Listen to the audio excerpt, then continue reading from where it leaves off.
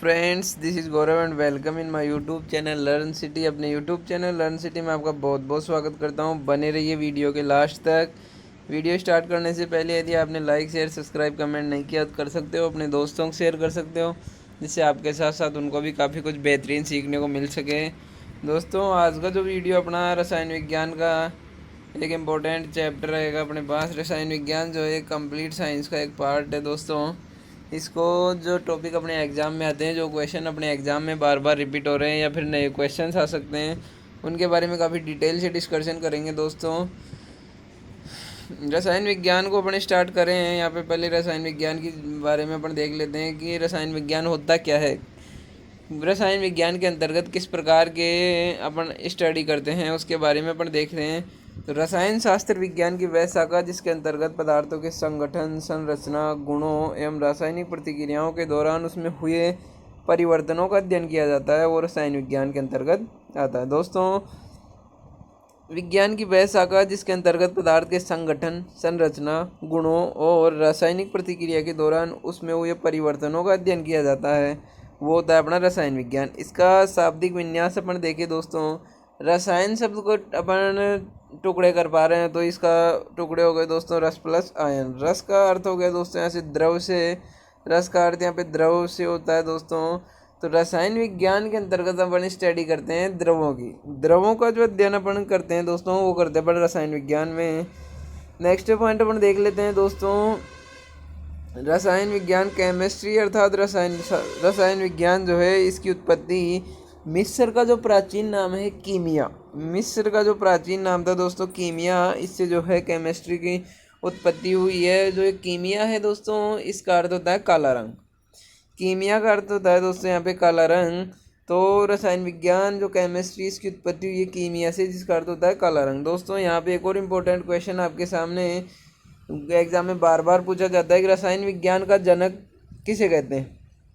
दोस्तों रसायन विज्ञान जो है इसका जनक अपन किसे कहते हैं या फिर फादर ऑफ केमिस्ट्री अपन किसे मानते हैं दोस्तों। लेवोजियर जो है एक साइंटिस्ट है, लेवोजियर, जिसने जो रसायन विज्ञान को पिता के रूप में माना जाता है दोस्तों। नेक्स्ट पॉइंट अपन देखें तो केमिस्ट्री के अंतर्गत अपन बहुत ही डिटेल से डिस्कशन करेंगे दोस्तों।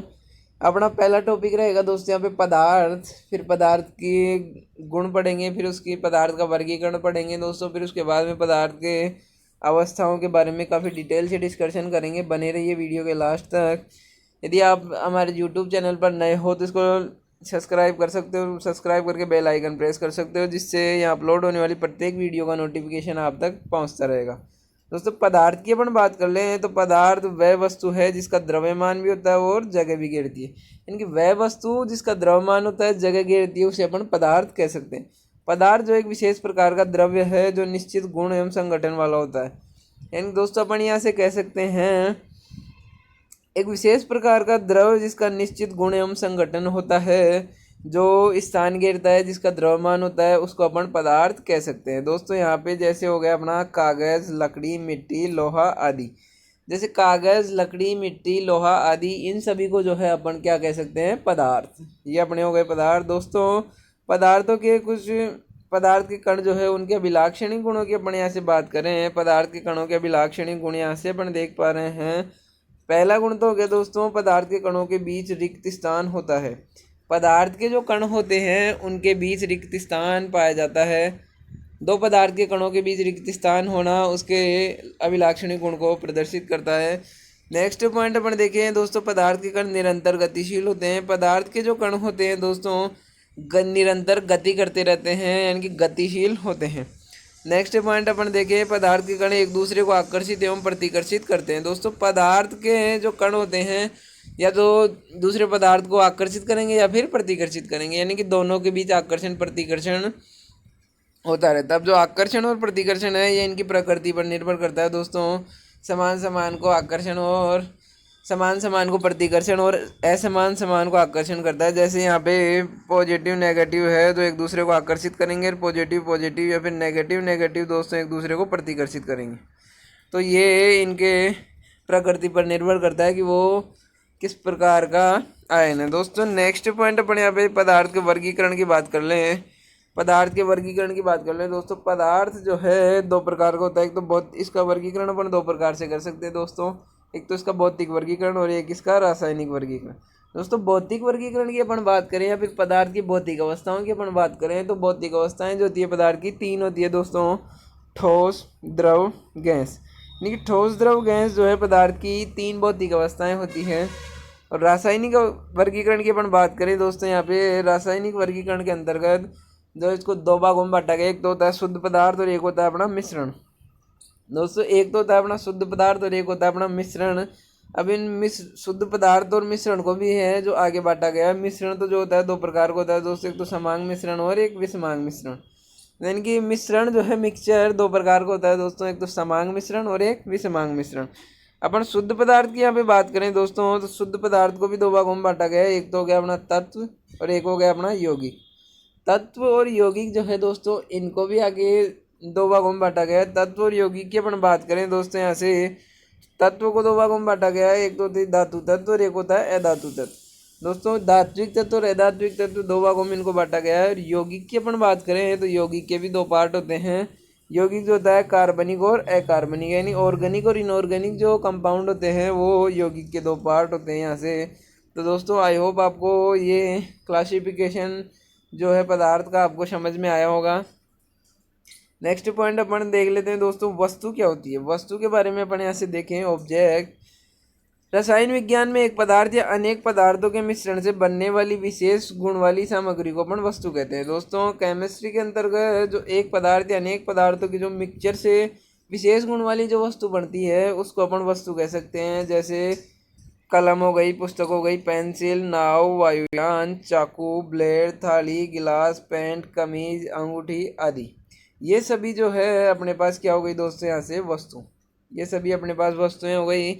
इस प्रकार विश्व की सभी वस्तुएं द्रव्यों अर्थात पदार्थों से बनी होती है।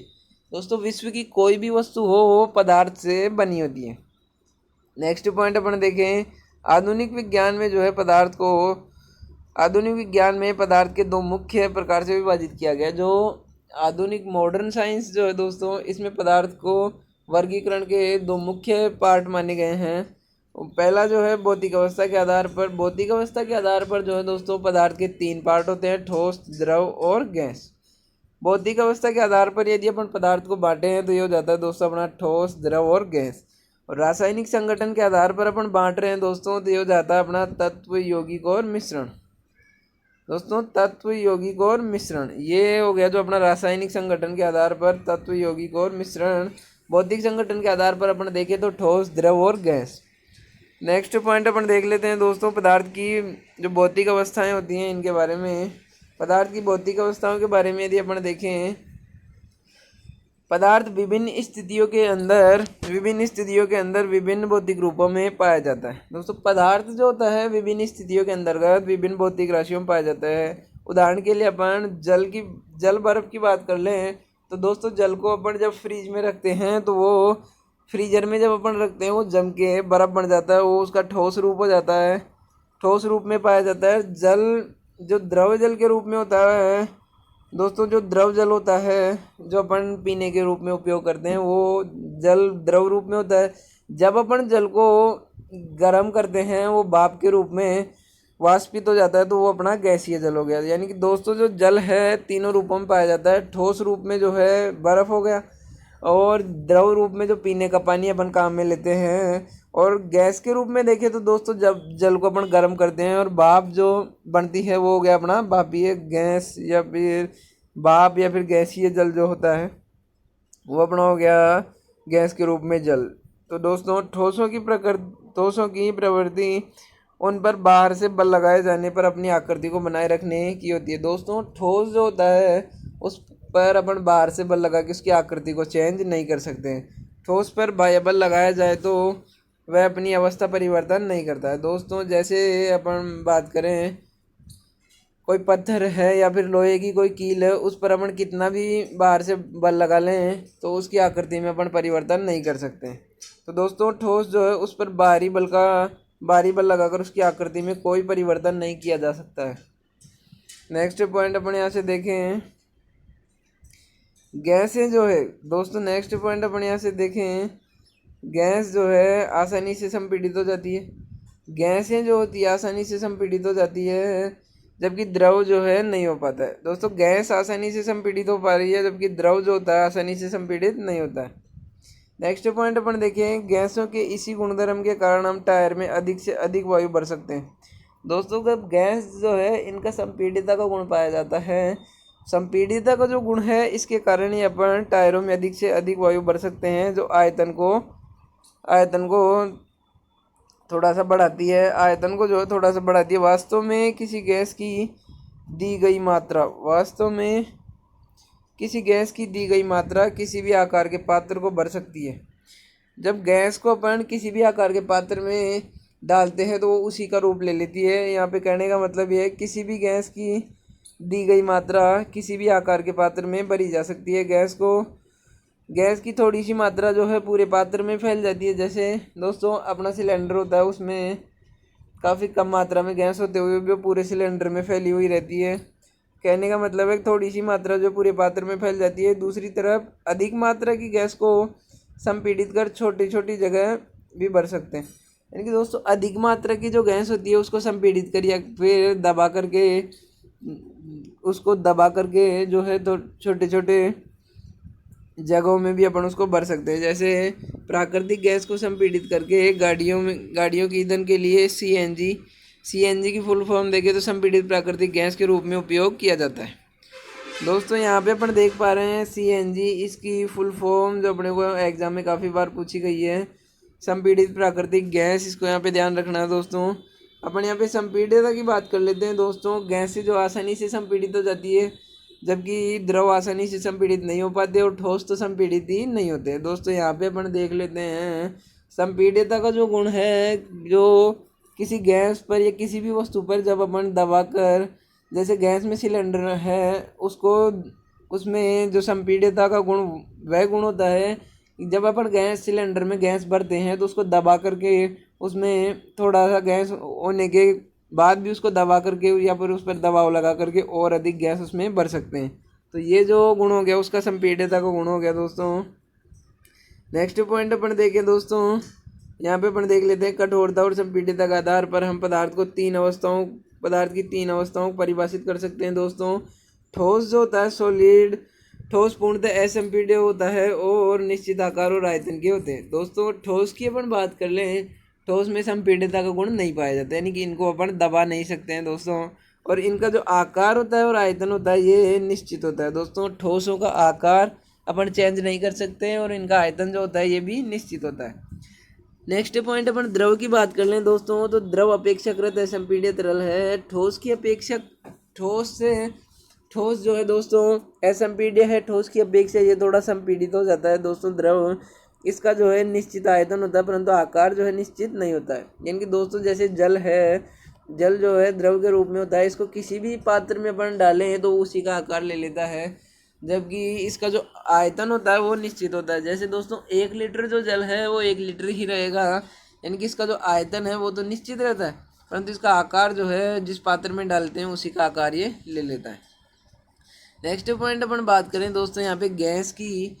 दोस्तों गैस जो है एक अत्यधिक संपीड्य तरल है, यानी गैस जो है इसमें संपीड्यता का गुण सबसे अधिक पाया जाता है। दी गई मात्रा को गैस के किसी भी आकार और आकृति के पात्र में अपन भर सकते हैं। दोस्तों जैसे अपने पास 1 किलो गैस दी हुई है तो उसको अपन किसी भी आकार के पात्र में, किसी भी आकार और आकृति के पात्र में अपन भर सकते हैं।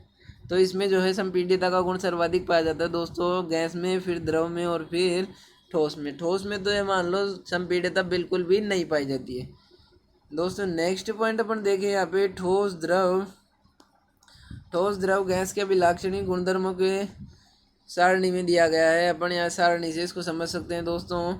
इनको अपन सारणी से समझें तो ये पदार्थ की कुछ अवस्थाएं हैं, ठोस, द्रव और गैस। इनको तरलता या फिर कठोरता और संपीड्यता के आधार पर अपन देखें तो दोस्तों जो ठोस होता है वो कठोर तो होता है पर इसमें संपीड्यता का गुण बिल्कुल नहीं पाया जाता है दोस्तों। संपीड्यता का गुण ठोस में नगण्य होता है। नेक्स्ट पॉइंट अपन द्रव की बात करें दोस्तों, तो द्रव जो है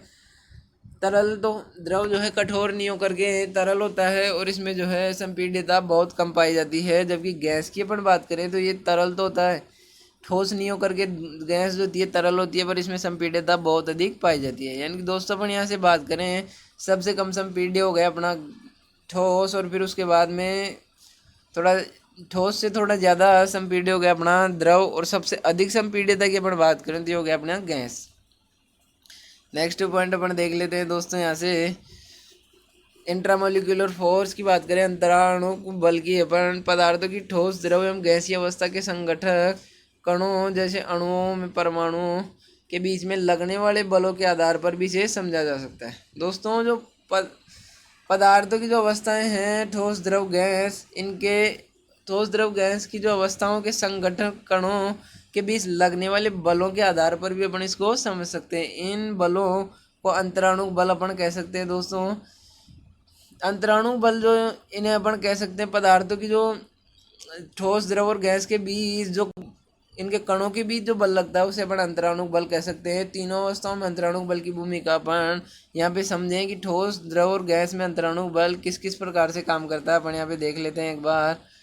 यहाँ पे अपन देख पा रहे हैं दोस्तों, ठोसों के संदर्भ में ये बल काफ़ी प्रबल होते हैं, यानी कि जो अंतराणु बल होते हैं ठोसों में काफ़ी अधिक प्रबल होते हैं, जिस कारण कण आपस में प्रबलता से बंधे हुए होते हैं।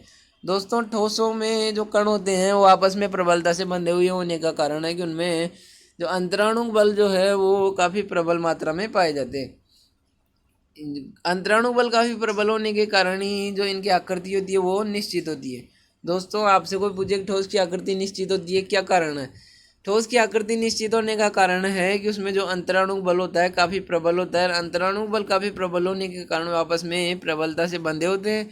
प्रबलता से बंधे होने के कारण इनकी जो आकृति होती है वो निश्चित होती है। दोस्तों ठोसों के कण आपस में अत्यधिक निकट होते हैं। ठोसों के कण आपस में अत्यधिक निकट होते हैं, इसीलिए इनमें उच्च घनत्व और असंपीड्यता होती है। यानी कि जो ठोस जो है दोस्तों उसमें उसका घनत्व उच्च होता है और इनमें संपीड्यता बिल्कुल नहीं पाई जाती, यानी कि असंपीड्यता अपन इसको कह सकते हैं।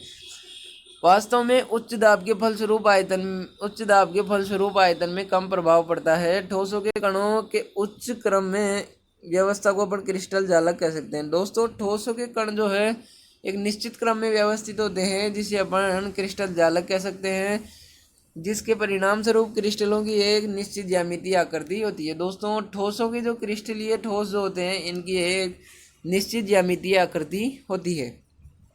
तो यहाँ पे अपन कह सकते हैं दोस्तों जो ठोस जो पदार्थ होते हैं उनके अंतर्गत अंतराणु बल काफ़ी अधिक मात्रा में प्रबल होते हैं। इनके प्रबल होने के कारण ये कण जो है आपस में प्रबलता से बंधे होते हैं। प्रबलता से बंधे होने के कारण इनकी जो आकृति होती है ये निश्चित होती है। दोस्तों ठोसों के कण जो है आपस में अति निकट होते हैं और इनमें घनत्व तो इनका उच्च होता है और संपीड्यता इनकी नगण्य होती है। दोस्तों ये अपना ठोस के बारे में अंतराणु बल का प्रभाव हो गया। जो अब अपन देखते हैं नेक्स्ट पॉइंट, द्रवों में जो है अंतराणु बल इतना अधिक प्रबल। दोस्तों ठोसों के तुलना में द्रव में अंतराणु बल इतना अधिक प्रबल नहीं होता है, यानी कि ठोसों से कम जो है अंतराणु बल इतना अधिक प्रबल होता है कि ढेर के कणों को एकत्रित किया जा सकता है। दोस्तों परंतु इतना अधिक मजबूत नहीं होता है कि इनको निश्चित स्थिति में रखा जा सके। दोस्तों यहाँ पे कहा गया है इसका कि जो द्रवों में जो अंतराणु बल है वो इतना प्रबल तो होता है कि ढेर के कणों को एकत्रित किया जा सकता है, परंतु इतना मजबूत नहीं हो सकता है कि उनको एक निश्चित स्थिति में रखे। इस कारण द्रव में तरलता होती है। इस कारण जो है द्रव में तरलता होती है, इनकी वो कठोर नहीं होते, उनमें बहने का गुण होता है और इनकी आकृति जो है निश्चित नहीं होती है। दोस्तों आकृति निश्चित नहीं होने का कारण है कि इनमें जो है अंतराणु बल है वो काफ़ी अधिक मात्रा में प्रबल नहीं होते हैं, ठोसों की तुलना में कम प्रबल होते हैं। इनमें अंतराणु बल जो होते हैं, अंतराणु बल इतना अधिक प्रबल तो होते हैं कि वो जो ढेर के कण होते हैं उनको एकत्रित तो कर सकते हैं, परंतु इतना अधिक प्रबल भी नहीं होते हैं कि उनको मजबूती से बांध के रखे या फिर उनकी आकृति को निश्चित करके रखे या फिर उनको पास बना के रखे। इस कारण से जो है इनमें कठोरता नहीं होकर द्रव के जो कण होते हैं वो तरलता रिप्रेजेंट करते हैं। दोस्तों नेक्स्ट पॉइंट अपन देख पा रहे हैं यहाँ पे, गैसों में अब वो अपन ने ठोस और द्रव के बारे में अंतराणु बल का इफेक्ट देख लिया। अब गैसों में अंतराणु बल किस प्रकार से कार्य करता है उसके बारे में अपन देखें। गैसों में अंतराणु बल अत्यंत दुर्बल होता है और संगठक कणों की गति स्वतंत्र होती है। दोस्तों गैसों में जो अंतराणु बल होता है अत्यंत दुर्बल होता है, यानी कि नगण्य अंतराणु बल जो है गैसों में पाया जाता है और संगठक कणों की गति स्वतंत्र हो जाती है। जब अंतराणु बल नहीं पाया जाता है दोस्तों गैसों के कणों के बीच, तो उनकी जो कणों की गति है वो स्वतंत्र गति के लिए मुक्त हो जाती है और ये कण उपलब्ध खाली स्थान को भी घेर लेते हैं। जो ये कण होते हैं जो अपने जहाँ पे इनको खाली स्थान दिखता है उस कण खाली स्थान को भी ये घेर लेते हैं। क्योंकि गैसीय अवस्था में अणुओं की गति जो है स्वतंत्र होती है, वे पात्र में गति कर सकते हैं। गैसीय अणुओं की जो गति होती है वो स्वतंत्र होती है और वे पात्र में गति भी कर सकते हैं आपस में, और पात्र की दीवारों से टकरा भी सकते हैं। गैस के जो कण है आपस में भी और पात्र की दीवारों से टकरा भी सकते हैं। अणुओं की लगातार दीवारों पर टक्कर के परिणाम स्वरूप एक निश्चित बल उत्पन्न होता है, जिसका फलस्वरूप गैसों में दाब उत्पन्न हो जाता है। दोस्तों जब गैस के दो कण होते हैं वो आपस में या फिर दीवारों से टकराते हैं तो उनके टकराने के कारण जो है एक निश्चित बल उत्पन्न हो जाता है, जिसके फलस्वरूप जो है गैसों में दाब उत्पन्न होने लगता है। इनके टकराने के कारण जो इनमें निश्चित बल उत्पन्न हो जाता है, इसके कारण ही जो है इनमें दाब उत्पन्न हो जाता है। यानी कि अपन यहाँ से कह सकते हैं गैस के कण जो है स्वतंत्र गति के लिए मुक्त होते हैं। मुक्त होने का इनका कारण है कि इनमें अंतराणु बल जो है बिल्कुल नगण्य पाया जाता है। अंतराणु बल का जो इफेक्ट है सबसे ज़्यादा दोस्तों ठोसों में, फिर द्रव में और फिर गैस में जो अंतराणु बल का इफेक्ट है वो सबसे कम देखने को मिलता है। इसीलिए जो ठोस है उनकी आकृति निश्चित होती है और जो द्रव और गैस है इनकी आकृति निश्चित नहीं होती है। इनको जिस आकार के पात्र में अपन डाले हैं वो उसी पात्र के समान आकार ले लेते हैं। नेक्स्ट पॉइंट अपन देखें दोस्तों, पदार्थ की 3 अवस्थाओं के बारे में अपन ने पढ़ा, ठोस, द्रव और गैस। तीनों के बारे में अपन ने जनरल और फिर अंतराणु बल के आधार पर भी तीनों को समझ लिया है कि इनमें क्या डिफरेंस है। दोस्तों अब जो है पदार्थ की 2 अवस्थाएं और खोजी गई है। दोस्तों पदार्थ की 3 अवस्थाएं ठोस, द्रव, गैस तो है ही, इनके अलावा पदार्थ की 2 अवस्थाएं जो है प्लाज्मा और बोस-आइंस्टीन कंडेंसेट, ये 2 अवस्थाएं इसकी और खोजी गई है। इनके बारे में अपन देख लेते हैं, क्योंकि आजकल जो एग्जामिनर जो पेपर बनाता है दोस्तों, ठोस, द्रव, गैस तो सारी दुनिया जानती है दोस्तों, वहाँ से क्वेश्चन आने के चांसेस बहुत कम हो जाते हैं। आजकल जो क्वेश्चन डालता है दोस्तों वहाँ से डालता है जिसकी जानकारी आपको बहुत ही कम हो पाती है। दोस्तों यहाँ पे अपन देखते हैं प्लाज्मा के बारे में। प्लाज्मा जो है इसमें कण अत्यधिक ऊर्जा और अधिक उत्तेजित होते हैं। प्लाज्मा जो होता है इसमें कणों की जो ऊर्जा होती है अत्यधिक होती है और इनमें जो अत्यधिक ऊर्जा होने के कारण अधिक उत्तेजित होते हैं। ये कण आयनीकृत गैस के कण होते हैं। प्लाज्मा का प्रयोग जो है दोस्तों फ्लोरेसेंट ट्यूब और नियॉन बल्ब में किया जाता है। फ्लोरेसेंट ट्यूब और नियॉन बल्ब जो है इसमें अपन प्लाज्मा को उपयोग करते हैं। नेक्स्ट पॉइंट अपन देखें दोस्तों बोस-आइंस्टीन कंडेंसेट के बारे में। बोस-आइंस्टीन कंडेंसेट जो है इस अवस्था का जो नाम बोस-आइंस्टीन कंडेंसेट जो इस अवस्था का नाम पड़ा है वो एक भारतीय वैज्ञानिक थे S.N. बोस और अल्बर्ट आइंस्टीन जो है दोनों के नाम पर इसका नाम रखा गया है। दोस्तों आपसे कोई पूछे बोस-आइंस्टीन कंडेंसेट जो है भारतीय वैज्ञानिक S.N. बोस और अल्बर्ट आइंस्टीन जो है दोनों के नाम पर इस अवस्था का नाम रखा गया है।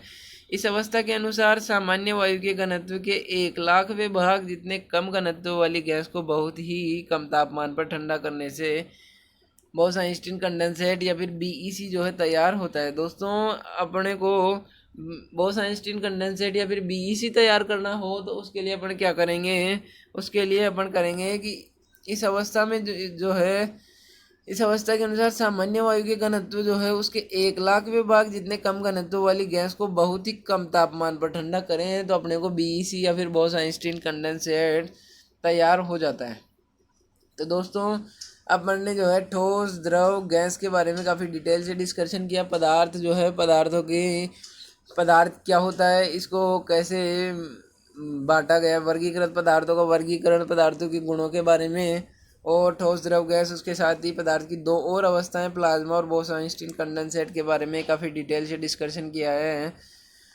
दोस्तों ये कुछ सोशल मीडिया हैंडल्स है जहाँ से आप जुड़ना चाहो जुड़ सकते हो। यदि आप हमारे यूट्यूब चैनल पर नए हो तो सब्सक्राइब करके बेल आइकन प्रेस कर सकते हो, जिससे यहाँ पे अपलोड होने वाली प्रत्येक वीडियो का नोटिफिकेशन आपको लगातार मिलता रहेगा। दोस्तों यदि ये PDF आपको प्राप्त करनी है तो आप हमारा टेलीग्राम ग्रुप ज्वाइन कर सकते हो, जिसका लिंक आपको डिस्क्रिप्शन में दे दिया जाएगा। दोस्तों यदि अभी तक आपने लाइक, शेयर, सब्सक्राइब, कमेंट नहीं किया है तो कर सकते हो, अपने दोस्तों को शेयर कर सकते हो, जिससे आपके साथ साथ उनको भी काफ़ी कुछ बेहतरीन सीखने को मिल सके। धन्यवाद। Subscribe now and press the bell icon. Never miss an update.